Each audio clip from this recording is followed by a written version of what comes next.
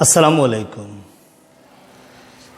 अॼु मूं पंहिंजी क्लास में बोर्ड ते लिखियो 100 यानी 100 ऐं पोइ मूं शागिर्दनि खे चयो त छा पंहिंजे हिंगोनो में हिंगोनो टाउन आहे उन में तव्हां सम्झो था त 100 फ़र्द अहिड़ा थी सघनि था जेके सचा हुजनि, ईमानदार हुजनि, साफ़ सुथरा हुजनि ऐं सच खे सच ऐं कूड़ खे कूड़ चई सघंदा हुजनि, रिश्वतखोर न हुजनि ऐं समाज जी भलाई चाहींदा हुजनि।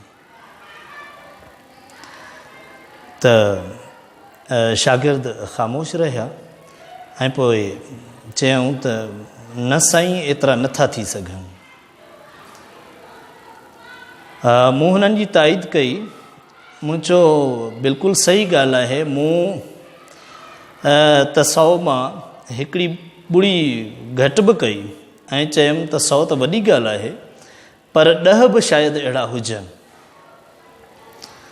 अच्छा, उन खां पोइ मूं शागिर्दनि खे चयो त जेकॾहिं तव्हांजे वस में हुजे त तव्हां हिंगोनो खे 100 अहिड़ा फ़र्द ॾेई सघो जेके मिसाली फ़र्द हुजनि, समाज जा ईमानदार हुजनि, वफ़ादार हुजनि, सचा हुजनि, बेलोस हुजनि, जिते ॻाल्हाइण जी ज़रूरत हुजे उते ख़ामोश न वेहनि, हक़ जी ॻाल्हि कनि, सच चवण जी जुरत रखनि, सफ़ाई कनि ऐं समाजी भलाईअ जो जज़्बो रखनि।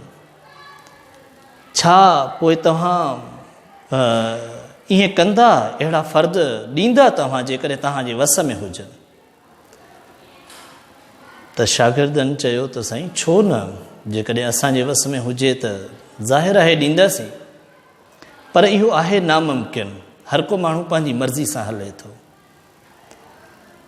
मूं पोइ शागिर्दनि खे चयो त शागिर्द साथियो, इहो नामुमकिन कोन्हे, इहो मुमकिन आहे।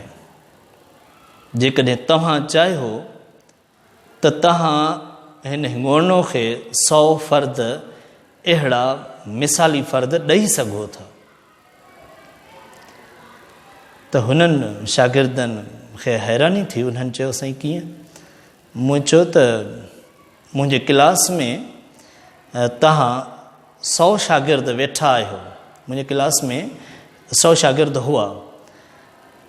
मूं चयो जेकॾहिं तव्हां चाहियो पंहिंजो पाण खे तब्दील करियो, जेको असां पढ़ूं था उन ते अमल करियो, जेको ॻाल्हायूं था, जिन शयुनि जी असांखे ख़बर आहे उन्हनि ते अमल करियूं, त तव्हां हिन हिंगोनो खे पंहिंजी सूरत में 100 फ़र्द ॾेई सघो था।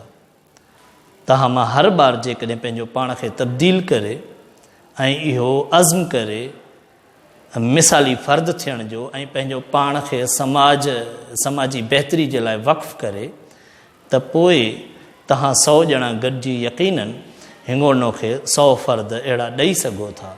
ऐं 100 फ़र्द तमामु वॾो अंग आहे। उहो हिंगोनो खे तब्दील करे सघे थो, हिंगोनो खे मिसाली बणाए सघे थो। महिरबानी।